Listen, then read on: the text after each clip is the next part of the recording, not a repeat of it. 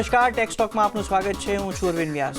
આજે આપણે ચર્ચા કરવાના છીએ કે તમારા ઇન્વેસ્ટમેન્ટ્સમાં તમને જે રિટર્ન મળે છે તેના પર કેટલો ટેક્સ લાગે છે અને તેનું ગણિત કઈ રીતના થાય છે. અને આ ચર્ચામાં આપણી સાથે જોડાયા છે અસીમ મહેતા એન્ડ એસોસિએટ્સના અસીમ મહેતા, અને તેઓ સીએ પણ છે. સર, ખાસ કરીને સ્વાગત છે તમારું CNBC બજાર પર. સર, સૌથી પહેલાં તો આપણે ચર્ચા કરીએ ઇક્વિટી માર્કેટની. અને ઇક્વિટી માર્કેટમાં જે ઇન્વેસ્ટમેન્ટ થાય છે તેના પર ખાસ કરીને જે રિટર્ન મળે છે તેના પર LTCG અને STCG, જેને long term capital gains tax અને સાથે સાથે શોર્ટ ટર્મ કેપિટલ ગેઇન્સ કહેવાય છે. આનું ગણિત કઈ રીતના થાય છે અને બેનો તફાવત શું છે ખાસ? સૌપ્રથમ તો જે આપણે વાત કરીએ કે લોંગ ટર્મ અને શોર્ટ ટર્મ કોને ગણવા, તો દરેક એસેટ ક્લાસ માટે એની ડેફિનેશન અલગ કરવામાં આવી છે. પહેલાં એટલે આજથી લગભગ 2 વર્ષ પહેલાં જ્યારે બજેટ આવ્યું એ પછી ઘણા બધા ચેન્જીસ એમાં ઇન્ટ્રોડ્યુસ કરવામાં આવ્યા અને સિમ્પ્લિફાય કરવાનો પ્રયત્ન પણ કર્યો છે. પર્ટિક્યુલરલી એસેટ ક્લાસની વાત કરીએ તો પહેલાં હું ઇક્વિટીની વાત કરીશ કે ઇક્વિટીમાં જ્યારે આજે લોકોનું રોકાણ વધવા માંડ્યું છે અને એનો ટેક્સનું સ્ટ્રક્ચર શું છે જાણવું બહુ જ મહત્ત્વનું છે. તો આપ જાણો છો પ્રમાણે STT દરેક જે ઇક્વિટી ટ્રાન્ઝેક્શન થાય છે એના ઉપર સિક્યુરિટી ટ્રાન્ઝેક્શન ટેક્સ ભરવામાં આવે છે. જે ટ્રાન્ઝેક્શન ઉપર STT ભરવામાં આવે છે એના માટેનો જે પીરિયડ છે એ 12 મહિનાનો ગણવામાં આવ્યો છે, 12 મંથ્સ. એટલે તમારું જો હોલ્ડિંગ પીરિયડ 12 મંથથી નીચું હોય અને જો આપ સ્ટોક વેચી દેશો તો જે ગેઇન થશે એને શોર્ટ ટર્મ કેપિટલ ગેઇન ગણાશે, અથવા વાઇસ વર્સા, એટલે કે જો લોસ હશે તો શોર્ટ ટર્મ લોસ ગણાશે. પણ 1 વર્ષના હોલ્ડિંગ પછી જો આપ એ સ્ટોક વેચો છો તો એને લોંગ ટર્મ ગણવામાં આવશે અને એ લોંગ ટર્મ કેપિટલ ગેઇનના જે ટેક્સ સ્ટ્રક્ચર છે બંને અલગ છે. શોર્ટ ટર્મ કેપિટલ ગેઇન કે જે 12 મહિનાની અંદર આપ વેચો છો તો એના ઉપર 20% ટેક્સ છે. 20% પ્લસ સરચાર્જ અને સેસ જે એપ્લિકેબલ છે એ દરેકને એપ્લિકેબલ થવાનું છે, પણ 20% ઇન્કમ ટેક્સ છે. Whereas in the case of long term capital gain કે જે 12 મહિના પછી તમે વેચો છો તો એના ઉપર 12.5 એટલે કે 12.5% પ્લસ સરચાર્જ અને સેસ લાગે છે. એટલે આમ જુઓ તો એને એક સ્પેશિયલ રેટે ગણવામાં આવ્યું છે. આ તબક્કે હું એક થોડુંક બીજું એડિશન પણ કરવા માગીશ કે જ્યારે બેઝિક એક્ઝમ્પશન લિમિટ આજે આપણે માનીએ છીએ કે 12 લાખ સુધી આપણી ઇન્કમ ટેક્સેબલ નથી, પણ થોડુંક એમાં ગેરસમજ એ છે કે 4 લાખ સુધીની ઇન્કમ ટેક્સેબલ નથી. 4 લાખ ઉપર પછી રિબેટ છે. એટલે આમ ભલે 12 લાખ સુધી તમારી ઇન્કમ ટેક્સ ફ્રી થતી હોય પણ એ રિબેટનો એલિમેન્ટ આમાં આવતો હોય છે અને એમાં ઇન્કમ ટેક્સનું રિટર્ન ભરવું મેન્ડેટરી છે. બીજી વાત એ છે કે જ્યારે પણ આપ સમજી લો 4 લાખ ઉપરથી તમારો કેપિટલ ગેઇન થયો પણ તમે કહો મારી ઇન્કમ 12 લાખથી ઓછી છે, પરંતુ એ આમાં એપ્લિકેબલ નહીં થાય કારણ કે સ્પેશિયલ રેટનો ટેક્સ આમાં એપ્લિકેબલ છે. આટલી એક ધ્યાન દરેક ઇન્વેસ્ટરે રાખવું જોઈએ. જી, એટલે ખાસ કરીને આ વાત તમારે ધ્યાન રાખવી જોઈએ. સાથે આપણે જો STTની વાત કરીએ કે ઇક્વિટી અને ડેરિવેટિવ ટ્રેડ્સ જે થાય છે તેના પર જે STT એટલે સિક્યુરિટી ટ્રાન્ઝેક્શન ટેક્સ જે લાગે છે તે કઈ રીતના લાગે છે અને તેના પર અત્યારે શું દર ચાલે છે? જો સૌપ્રથમ તો આમાં ઉત્તરોત્તર સરકારે ઘણા બધા ચેન્જીસ કર્યા છે અને STT એટલે કે સિક્યુરિટી ટ્રાન્ઝેક્શન ટેક્સ કે જે તમે ટ્રાન્ઝેક્શન કરો ત્યારે તમારા ઉપર એપ્લિકેબલ થતું હોય છે. ડિલિવરી બેઝ ટ્રાન્ઝેક્શનો તો જ્યારે તમે બાય કરો છો ત્યારે પણ ટેક્સ લાગે છે અને જ્યારે તમે સેલ કરો ત્યારે પણ ટેક્સ લાગે છે. 1 એપ્રિલથી આ બધા ટેક્સમાં રિવિઝન આવ્યા છે અને એ અપવર્ડ રિવિઝન કર્યા છે. એટલે 0.10ની જગ્યાએ 0.15% ડિલિવરીમાં આપ્યા છે. અને જે ડેરિવેટિવ એટલે કે ફ્યુચરના ટ્રાન્ઝેક્શન હતા કે જેમાં પહેલાં પહેલાં જે હતું અગાઉ એ 0.25 હતું, 0.05 હતું, 0.02 હતું, એની જગ્યાએ 0.05 કરવામાં આવ્યું છે. હવે અલગ અલગ જે સિક્યુરિટી ટ્રાન્ઝેક્શન ટેક્સ છે તો આપના જે પરચેસના બિલ છે એમાં એડ થઈને આવતું હોય છે અથવા જ્યારે તમે વેચો ત્યારે ડિડક્ટ થઈને આવતું હોય છે. પણ મારું એક જગ્યાએ થોડુંક મારે પણ એક ઇન્ફોર્મ કરવું છે કે ભારત દેશમાં જે આપણા જે ટ્રાન્ઝેક્શન કોસ્ટ છે it is I think highest in the world. એટલે સિક્યુરિટી ટ્રાન્ઝેક્શન ટેક્સ એડ કર્યા પછી બીજા બધા ઘણા બધા સર્વિસ GST આ બધું એડ થયા પછી કોસ્ટ ખૂબ જ વધી જતી હોય છે. બીજું એક એડિશનલ પોઈન્ટ એ છે કે સિક્યુરિટી ટ્રાન્ઝેક્શન ટેક્સ જ્યારે લાવવામાં આવ્યો ત્યારે કેપિટલ ગેઇનની અવેજીમાં લાવવામાં આવ્યો હતો, પણ અનફોર્ચ્યુનેટલી અત્યારે કેપિટલ ગેઇન પણ છે અને સિક્યુરિટી ટ્રાન્ઝેક્શન ટેક્સ પણ આપણે રોકાણકારો ભરતા આવ્યા છે. આ બધાની વચ્ચે એક બીજું એડિશનલ પોઈન્ટ એ છે કે જે લગભગ કદાચ ઘણા રોકાણકારોને ધ્યાનમાં પણ નથી કે જ્યારે આપ કોઈ પણ સ્ટોક પરચેસ કરો છો એના ઉપર જે સિક્યુરિટી ટ્રાન્ઝેક્શન ટેક્સ ભરો છો એ જ્યારે કેપિટલ ગેઇનની ગણતરી કરવામાં આવે છે ત્યારે એ કોસ્ટમાં બાદ મળતું નથી. જ્યારે તમે સેલ્સ કરો છો જે તમારે ટ્રાન્ઝેક્શન ટેક્સ તમે ભરો છો એ તમારા સેલ્સમાં એડ કરવામાં આવે છે. એટલે કે બે બાજુથી આપણે કેલ્ક્યુલેશનમાં રોકાણકારો ધ્યાન રાખવાની જરૂર છે. અધરવાઇઝ જ્યારે બી ઇન્કમ ટેક્સની સ્ક્રુટિની આવે ત્યારે એક તકલીફ લોકોને ભોગવવી પડતી હોય છે. તો આ જ્યારે કેપિટલ ગેઇનની ગણતરી કરો ત્યારે ચોક્કસ ધ્યાનમાં રાખજો આ વસ્તુ. જી, એટલે આ ગણતરી ખાસ ધ્યાનમાં રાખજો જ્યારે પણ તમે કરતા હો ત્યારે. પરંતુ સાથે સર એક વાત કરીએ તે જ્યારે ઇન્ટરડે કરતા હોય છે, ઘણા લોકો શેર માર્કેટમાં ઇન્ટરડે કરતા હોય છે અને પ્રોફિટ જે થાય તો એને કઈ રીતે ટ્રીટ કરવું જોઈએ? બિઝનેસ ઇન્કમ તરીકે થાય છે કે એને કેપિટલ ગેઇન્સ તરીકે થાય છે? ના, આમાં બહુ સ્પષ્ટતા બહુ ક્લિયર છે. ઇન્ટ્રાડે એટલે કે તમે આ સવારે મતલબ શરૂઆતમાં લીધું ને ટ્રેડિંગ ટાઈમ છે દરમિયાન તમે પ્રોફિટ બુક કરી લીધો તો એને એક સ્પેક્યુલેશન તરીકે ગણવામાં આવતા હોય છે. અને સ્પેક્યુલેશન જે પ્રોફિટ છે એ સ્પેક્યુલેશન લોસની સામે જ બાદ મળશે. અધરવાઇઝ જે આપણું નોર્મલ રેટ આવતો હોય આપણો ઇન્કમ ટેક્સનો એ રેટે ટેક્સ ભરવાનો આવશે અને લોસ બાદ નહીં મળે. લોસ પ્રોફિટની સામે જ બાદ મળશે. આ બહુ ક્લેરિટી છે. એ જે ઇન્ટ્રાડેનો લોસ છે એ બીજી ઇન્કમની સામે બાદ નહીં મળે. પણ જો તમારો પ્રોફિટ છે તો ટેક્સેબલ થશે. ઓકે, જો તમારો પ્રોફિટ છે તો ટેક્સેબલ થશે, પરંતુ લોસ હશે તો એની સામે જ તમને અને જે એક વસ્તુ એ બી છે જે આપણે કીધું કે બિઝનેસ ઇન્કમની વાત કરીએ તો બિઝનેસ જો તમે બિઝનેસ તરીકે ડિક્લેર કર્યું હોય તો ચોક્કસ બિઝનેસ ઇન્કમ ગણાશે. અધરવાઇઝ નોર્મલ ઇન્વેસ્ટર જે ઇન્ટ્રાડે ટ્રાન્ઝેક્શન કરતો હોય એ કેપિટલ ગેઇન નહીં ગણાય. It is a speculative. Okay, એ સ્પેક્યુલેટિવમાં આવી જશે. જી, સાથે એક વાત કરીએ તો જે સેલ કરતા હોય છે, જે આપણે જ્યારે નુકસાનમાં વેચતા હોય છે કોઈ શેરને, તો એને કઈ રીતે સેટ ઓફ કરી શકાય અને શું એને પણ કેરી ફોરવર્ડ કરી શકાય છે? જી બિલકુલ. બે વસ્તુ છે. આપણે શરૂઆતમાં જે ચર્ચા કરી કે શોર્ટ ટર્મ કેપિટલ ગેઇન અને લોંગ ટર્મ કેપિટલ ગેઇન. તો શોર્ટ ટર્મ કેપિટલ ગેઇનનો જે રેટ છે એ 20% છે. લોંગ ટર્મ કેપિટલ ગેઇનનો જે રેટ છે 12.5% છે. તો શોર્ટ ટર્મ કેપિટલ ગેઇન તમારો થતો હોય તો લોંગ ટર્મ કેપિટલ ગેઇનના લોસની સામે બાદ મળશે. પણ long term capital loss long term પ્રોફિટની સામે જ બાદ મળશે. એટલે વર્ષ દરમિયાન તમે કોઈ ટ્રાન્ઝેક્શન કરો છો એમાં શોર્ટ ટર્મ પ્રોફિટ થયો છે પરંતુ લોંગ ટર્મ લોસ છે તો એ તમે એને એડજસ્ટ કરી શકશો. પરંતુ જો લોંગ ટર્મ લોસ છે તો એ લોંગ ટર્મ લોસની સામે જ બાદ મળશે કારણ કે એનો સ્પેશિયલ રેટ છે. બિકોઝ શોર્ટ ટર્મ જે છે એ 20% છે, લોંગ ટર્મ છે 12.5% છે. એટલે એ રીતે કરી શકાશે. ખાસ કરીને એ સ્પેસિફિક એટલું છે લોંગ ટર્મનો લોસ લોંગ ટર્મની સામે જ બાદ મળશે. જી, એટલે ખાસ કરીને જો તમારા શોર્ટ ટર્મ કેપિટલ ગેઇન્સ છે અથવા તો લોસ છે એ તમારા શોર્ટ ટર્મ કેપિટલ ગેઇન્સની સાથે પણ થશે અને જે લોંગ ટર્મ કેપિટલ ગેઇન્સ છે તેની સામે પણ તમને બાદ મળી શકે. પરંતુ જો લોંગ ટર્મ કેપિટલ ગેઇન્સ છે તો તમને એસટીસીજીમાં નહીં મળે, પરંતુ લોંગ ટર્મ કેપિટલ પ્રોફિટની સામે તમે લોંગ ટર્મ જો પ્રોફિટ છે તો તમને તો બાદ મળશે. હા, લોસ થશે તો પ્રોફિટની સામે લોંગ ટર્મ લોસ છે તો એ લોંગ ટર્મ લોસની સામે જ બાદ મળશે. જી, એટલે આ વાતનું પણ તમારે ખાસ ધ્યાન રાખવાનું રહે. પરંતુ સાથે સર ઘણીવાર કંપની તમને બોનસ આપતી હોય છે શેર્સની અથવા સ્ટોક સ્પ્લિટ પણ થતા હોય છે શેર, તો આમાં કઈ રીતનું ગણતરી હોય છે ખાસ કરીને? જો સ્ટોક સ્પ્લિટમાં તો શું થાય છે કે 10નો શેર છે એકમાં થાય છે તો એનાથી કેપિટલ ગેઇનની ઇમ્પેક્ટ એટલા માટે નથી આવતી કે જે 10 રૂપિયાનો તમારી કોસ્ટ છે એ તમારે ડિવાઈડ કરીને 1 રૂપિયામાં ગણવાની આવશે. પણ એટલે એમાં કેપિટલ ગેઇનના આસ્પેક્ટથી કોઈ ફેર પડતો નથી. પણ ફેર ક્યાં પડશે? બોનસમાં. બહુ ક્લેરિટી એક્ટમાં કરવામાં આવી છે કે બોનસની કોસ્ટ 0 ગણાશે. એટલે દાખલા તરીકે મારી પાસે 100 શેર જૂના પડ્યા છે અને એની જે કોસ્ટ છે હું વેચું છું તો એ ફીફો એટલે કે ફર્સ્ટ ઇન ફર્સ્ટ આઉટ પ્રમાણમાં મારે એ કોસ્ટ પૂરી બાદ મળી જશે. પરંતુ જ્યારે હું બોનસ શેર વેચીશ ત્યારે મારી કોસ્ટ 0 ગણાશે. એટલે જે મારી સેલ્સ વેલ્યુ છે એ મારી ટોટલ કેપિટલ ગેઇન ગણાશે. આ વાત બધાએ ધ્યાનમાં રાખવાની છે. એવરેજ વેલ્યુ કરવાની નથી. ફર્સ્ટ ઇન ફર્સ્ટ આઉટના મેથડથી જ્યારે તમારી પહેલી ઓરિજિનલ કોસ્ટ છે એ બાદ મળી જશે. બોનસ શેરની કોસ્ટ 0 ગણવાની છે અને જ્યારે પણ આપ કેપિટલ ગેઇન ગણો ત્યારે એમાં કોસ્ટ 0 ગણીને પૂરેપૂરી રકમ ઉપર ટેક્સ ભરવો પડશે. જી, એટલે આ ખાસ વાત તમારે ધ્યાનમાં રાખવાની રહી. પરંતુ સર એક સવાલ એ પણ છે, ઘણા કંપની ઇસોપ્સ આપતી હોય છે એમ્પ્લોઈઝને અને RSU પણ એક ઓલું છે કે સ્ટોક યુનિટ્સ આપતા હોય છે, તો આમાં કઈ રીતના ટેક્સની ગણતરી કરવામાં આવે છે? જી, હવે એમાં જે ઇસોપ છે ખાસ કરીને ઇસોપ ઘણી બધી કંપનીઓ અત્યાર સુધી આપતી આવી અને લોકોને આપણા એમ્પ્લોયીને બેનિફિટ ઘણો મળ્યો છે.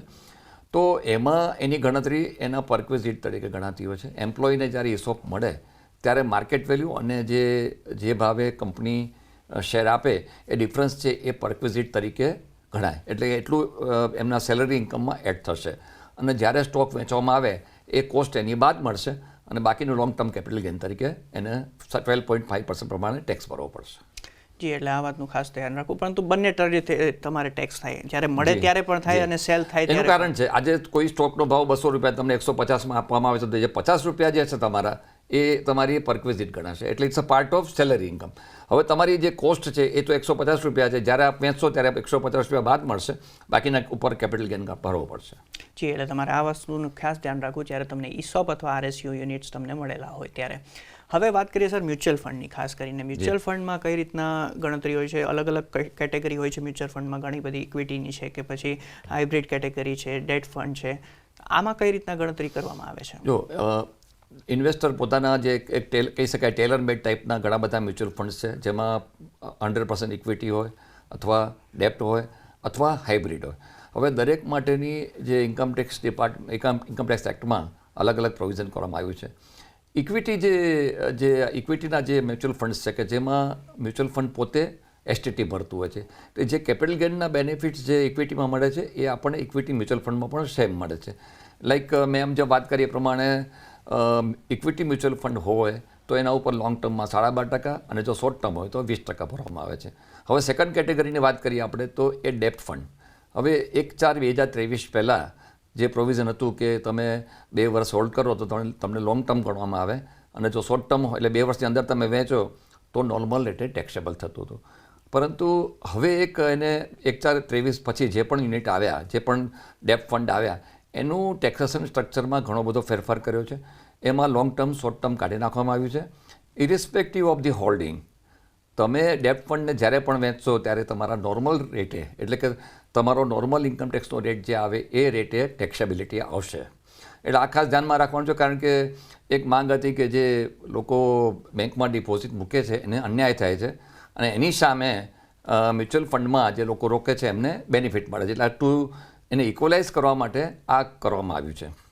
ત્રીજું જે કેટેગરી છે દેટ ઇઝ હાઇબ્રિડ, કે જેમાં ડેપ્ટ પણ છે અને ઇક્વિટી પણ છે. હવે એના સ્ટ્રક્ચર પ્રમાણે એવું છે કે જો 65%થી જો વધારે હોય ઇક્વિટીમાં તો એને ઇક્વિટી તરીકે ગણવું, પણ એમાં હોલ્ડિંગ પીરિયડ 2 વર્ષનો રાખવામાં આવ્યો છે. 2 વર્ષથી પહેલાં વેચશો તો શોર્ટ ટર્મ ગણાશે, અને 2 વર્ષ પછી વેચશો તો લોંગ ટર્મ ગણવામાં આવશે. એટલે આખું 3 જાતનું સ્ટ્રક્ચર છે કે જેમાં મ્યુચ્યુઅલ ફંડ અલગ અલગ રીતે ડિવાઈડ થયેલા છે, અને દરેક જે AMC હોય છે એનું સ્ટ્રક્ચર આપતા હોય છે કે આને કઈ રીતે કેટેગરી કરવી. જી, એટલે આ વસ્તુ તમારે જે મ્યુચ્યુઅલ ફંડની તમારે ગણતરી કરતા હો ત્યારે ધ્યાનમાં રાખવાની રહેશે. સાથે એક ELSS ફંડ કરીને એક જે છે એ ટેક્સ સેવિંગ ફંડ જ છે, એમાં 3 વર્ષનું લોકિન હોય છે. તેમાં કઈ રીતની ગણતરી થાય છે અને શું તે સેક્શન 80C હેઠળ ડિડક્શનમાં છે? જી બિલકુલ.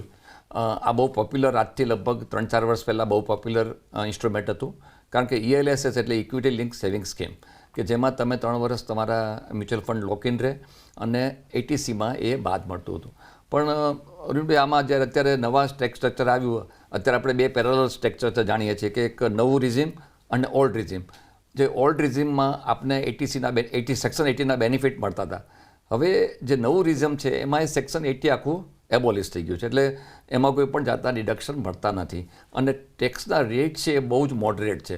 એટલે હજી એ ઇફેક્ટિવ ચોક્કસ છે, પણ આમ જુઓ તો એની એપ્લિકેબિલિટી ઘણી ઓછી થઈ ગઈ, કારણ કે નવા રેટમાં ટેક્સના સ્ટ્રક્ચર બહુ જ મોડરેટ હોવાથી લોકો હવે 80 સેક્શનના બેનિફિટ લેવા માટે બહુ એટલા કહી શકાય ટેમ્પટેડ નથી એમ.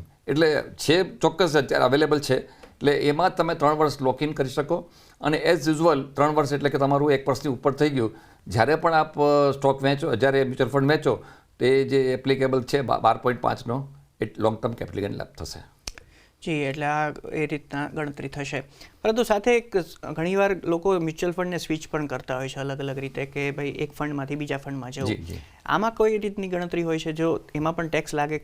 બિલકુલ લાગે, કારણ કે સ્વિચ એટલે એક જાતનું સેલ થઈ ગયું. તમે એક્સિસ મ્યુચ્યુઅલ ફંડમાંથી બીજા મ્યુચ્યુઅલ ફંડમાં જાઓ છો તો તમે એક વખત તો એને સેલ કરશો, એક્ઝિટ લેશો, એટલે એ તમારું સેલ ગણાશે. અને તમે નવામાં જ્યારે ઇન્વેસ્ટમેન્ટ કરશો એની સામે એવું નથી કે હું વેચું છું સામે ઇન્વેસ્ટમેન્ટ કરીશ એટલે મને બાદ મળશે. તો ઇટ ઇઝ વેરી ક્લિયર કે તમે એક વખત સ્વિચ કરશો એટલે તમારું સેલ્સ બુક થઈ ગયું, અને જે તે એપ્લિકેબલ કેપિટલ ગેઇન છે એના ઉપર ટેક્સ ભરવો પડશે. જી, એટલે તમે જો સ્વિચ કરો છો મ્યુચ્યુઅલ ફંડને તો તમારે ટેક્સ ભરવાનો રહેશે, કારણ કે તમે એને સેલ કરીને નવામાં એન્ટ્રી કરો છો. આ ચર્ચાને આપણે ચાલુ રાખીશું, પરંતુ અત્યારે સમય થયો છે એક વિરામ લેવાનો. વિરામ બાદ ફરીથી આ ચર્ચા રાખીશું. તમે જોડાયેલા રહેજો CNBC બજાર સાથે.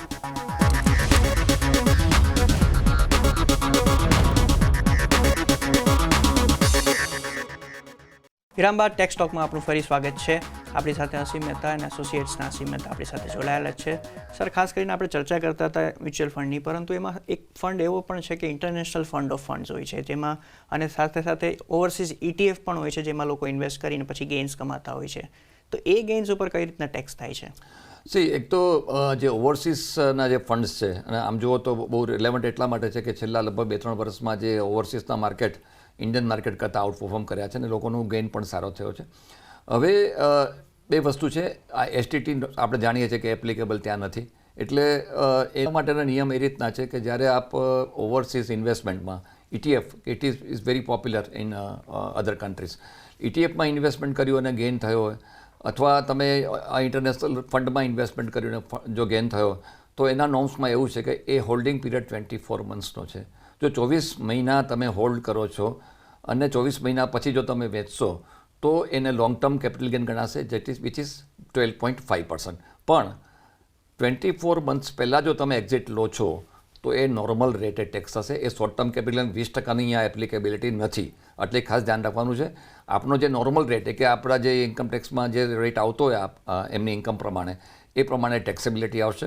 પણ 24 મહિના પછી જો આપ એને સેલ કરશો ને પ્રોફિટ થશે તો that will be tax at 12.5%. જી, એટલે આ વાત ખાસ ધ્યાનમાં રાખજો. સાથે સર, એક વસ્તુ સવાલ એમ થાય છે કે મ્યુચ્યુઅલ ફંડ હોય કે ઇક્વિટી, તમારે જો કેપિટલ લોસ થાય છે તો એને કેરી ફોરવર્ડ કરી શકાય છે આવનાર કેટલા વર્ષો સુધી, કે કઈ રીતે હોય છે? બિલકુલ. આપણે જાણીએ છીએ કે માર્કેટમાં લોસ પણ થઈ શકે અને પ્રોફિટ પણ થઈ શકે, શોર્ટ ટર્મ પણ થાય કે લોંગ ટર્મ પણ થાય. તો એક ઇન્કમ ટેક્સમાં પ્રોવિઝન છે કે જો શોર્ટ ટર્મ લોસ કે લોંગ ટર્મ લોસ થયો આપને, તો એ 8 વર્ષ સુધી કેરી ફોર્વર્ડ થઈ શકે છે. એટલે એવરી યર તમારે તમારા રિટર્નમાં બતાવવું પડે અને એ લોસ કેરી ફોર્વર્ડ થશે. જ્યારે પણ પછીના વર્ષોમાં પ્રોફિટ થશે એ પ્રોફિટની સામે તમે એડજસ્ટ કરી શકશો. પણ જે મેં એમ કહ્યું પ્રમાણે કે એ ધ્યાન એ રાખવાનું છે, કેરી ફોર્વર્ડ થયા પછી એની સામે જ બાદ મળશે, ઇન્ટરનલી ટ્રાન્સફર થઈ શકશે નહીં. જી, એટલે એની સામે જ તમને બાદ મળી શકશે અને ઇન્ટરનલી ટ્રાન્સફર તમે નહીં કરી શકો. સાથે હવે સર વાત કરીએ ખાસ કરીને ગોલ્ડ ઉપર. તો ઘણા બધા ઓલા હોય છે, ફિઝિકલ ગોલ્ડ હોય છે, ગોલ્ડ ETF હોય છે, સાથે સાથે હવે સોવરેન ગોલ્ડ બોન્ડ પણ છે જેમાં તમને મેચ્યોરિટી ઉપર આમ નથી લાગતું જો તમે ઓરિજિનલી સબસ્ક્રાઇબ કરાવ્યા હોય તો તમે, પરંતુ એમાં કઈ રીતના ગણતરી હોય છે? ગોલ્ડ ઇઝ નાવ, અત્યારે આપણે જાણીએ છીએ કે 2 વર્ષમાં ગોલ્ડે જે રિટર્ન આપ્યું છે એમાં આપણા ઇન્વેસ્ટરોનો ગોલ્ડમાં પણ રસ વધેલો છે. અને ખાસ કરીને હું પહેલાં ફિઝિકલ ગોલ્ડની વાત કરું તો ફિઝિકલ ગોલ્ડમાં જો તમે રાખો છો તો એના ઉપર તમે એ સેમ એપ્લિકેબિલિટી છે કે 1 વર્ષની અંદર તમે કરશો, વેચશો તો એ short term capital gain normal રેટે ટેબલ થશે, અને 1 વર્ષ પછી વેચશો, આમાં મારું કરેક્શન કરું છું, 2 વર્ષના અમારું પ્રોવિઝન છે, 2 વર્ષમાં તમે વેચશો તો એ લોંગ ટર્મ ગણાશે. એટલે લોંગ ટર્મમાં 12.5% છે. એમાં ઇન્ડેક્સેશનના બેનિફિટ નથી મળતા. આપણે ખ્યાલ હશે કે પહેલાં લોંગ ટર્મ કેપિટલ ગેઇન ગણવા માટે એમાં ઇન્ડેક્સેશન મળે તો 20% ટેક્સ હતો, પણ જો ઇન્ડેક્સેશન ના હોય તો 12.5% ટેક્સ છે. એટલે ગોલ્ડ, ફિઝિકલ ગોલ્ડની આ વાત થઈ. પણ ઓફ લેટ આપણે જોયું કે છેલ્લા કેટલાક વર્ષોથી રિઝર્વ બેન્કે પણ સોવેનર ગોલ્ડ બોન્ડ ઇસ્યુ કરેલા છે, અને એમાં એક ફાયદો એ પણ છે કે ફિઝિકલ ગોલ્ડ રાખવું એના કરતાં ડિજિટલ ગોલ્ડ એટલા માટે સારું છે, સેફ પણ છે, વિસાવીસ ગવર્મેન્ટ ઇઝ ગિવિંગ 2% ઇન્ટરેસ્ટ, જે ટેક્સેબલ છે પણ 2% વ્યાજ આપે છે. અને ખાસ કરીને જે ઓરિજિનલ સબસ્ક્રાઈબર છે એ જો 5 વર્ષ સુધી હોલ્ડ કરશે અને 5 વર્ષ પછી વેચશે તો કેપિટલ ગેઇન એક્ઝમ્પ્ટેડ છે. પરંતુ તમે માર્કેટમાંથી લીધું છે તો કેપિટલ ગેઇનના જે નિયમો છે એ એપ્લિકેબલ થશે જે તે રેટ પ્રમાણે. જી, એટલે ગોલ્ડ માટે તમારે આ ધ્યાનમાં રાખવાનું, જો ફિઝિકલ ગોલ્ડ છે કે ETF છે કે પછી સોવરેન ગોલ્ડ બોન્ડ છે તો આમાં તમારે આ રીતની ગણતરી રહેશે. પરંતુ સર, સાથે ક્રિપ્ટોની વાત કરી, ક્રિપ્ટો પણ હવે લોકો ઇન્વેસ્ટ કરતા હોય છે, અને હવેના નવા એક્ટમાં આઈ ગેસ ક્રિપ્ટોને ઓલામાં લઈ લીધું છે કે એના પર અમુક પ્રોવિઝન્સ નાખી દીધી છે, જોગવાઈઓ. કઈ રીતની છે એ જોગવાઈ? ખાસ કરીને સરકારનો જે અભિગમ છે તો ડિસ્કરેજ કરવાનો છે, પરંતુ જ્યારે ઇન્ટરનેશનલ લેવલે ઉપર આટલું મોટું માર્કેટ ક્રિપ્ટોનું થતું હોય તો એને રોકવું ખૂબ ડિફિકલ્ટ હોતું હોય છે. પરંતુ સરકારે એને નિયમો એવા બનાવ્યા છે, આ બહુ જાણવા જેવું એટલા માટે છે કે ક્રિપ્ટો જ્યારે આપ ઇન્વેસ્ટમેન્ટ કરો છો, ઇરિસ્પેક્ટિવ ઓફ એની વોલાટિલિટી તો બહુ જાણીએ છીએ આપણે, પણ એ તો જેની એપેટાઇટ હોય એ રોકાણ કરતા હોય છે.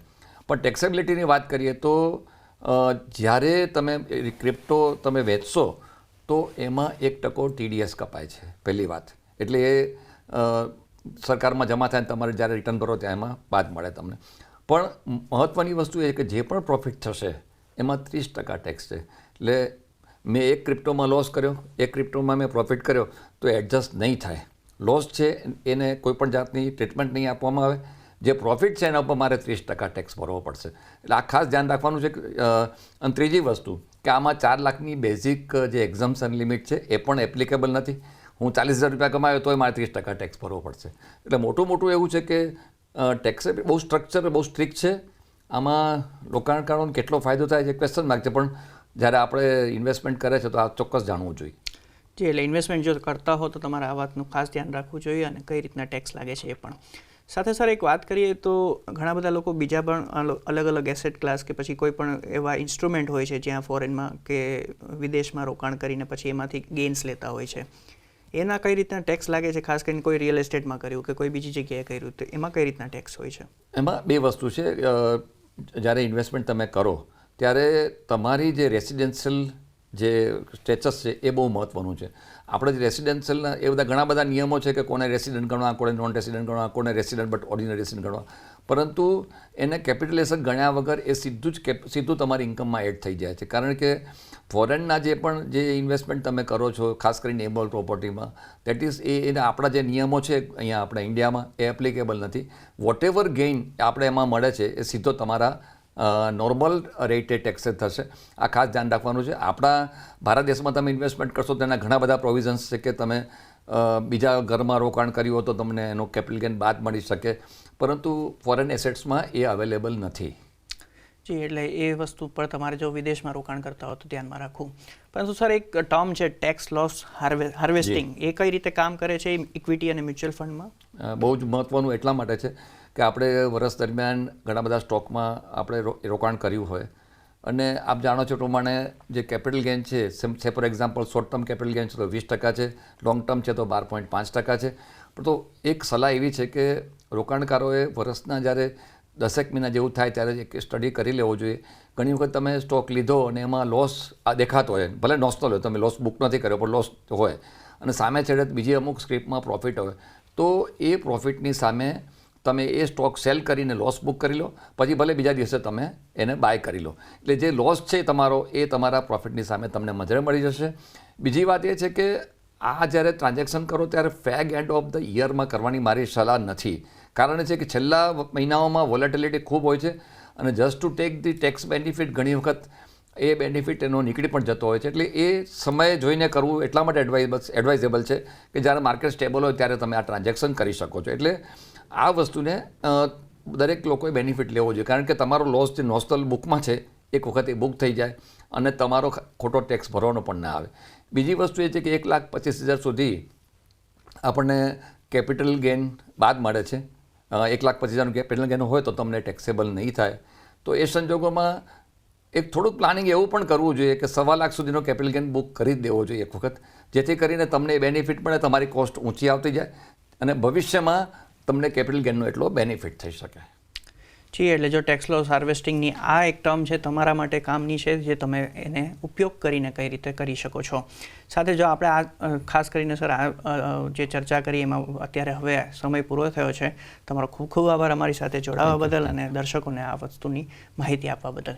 તો ટેક્સ સ્ટોકની આજની આ રજૂઆતમાં આપણે ચર્ચા કરી હતી અલગ અલગ રોકાણોમાં કઈ રીતે તમને થતા નફાની અને તેના પર ટેક્સની.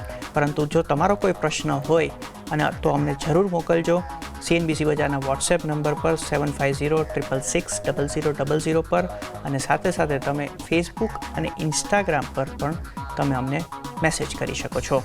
આ ખાસ રજૂઆતમાં આટલું જ. વધુ સમાચાર માટે જોતા રહો CNBC બજાર. નમસ્કાર.